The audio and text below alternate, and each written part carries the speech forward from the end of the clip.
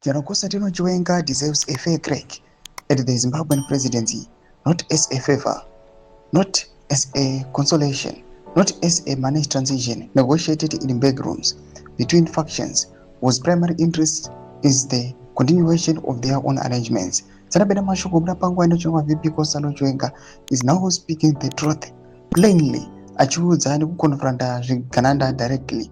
About subscribe or like on the bell icon. And Rampiri Pangwara Yorajiti is a right and painful, documented in the history of this republic. He has every attribute that the presidency demand, every single one: the military record, the command experience, the strategic mind, the liberation credentials, the institutional standing, the popular legitimacy given not by a party conference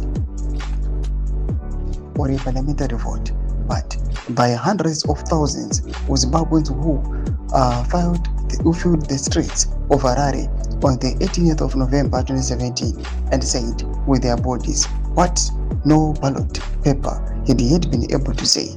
The survival, the resilience, the faith, the capacity demonstrated this very Saturday is a Catholic Church in Mrewa to speak truth to power in the one language and the one space that power cannot silence. He has everything, and he is being blocked by people who have nothing except what his sacrifices gave him.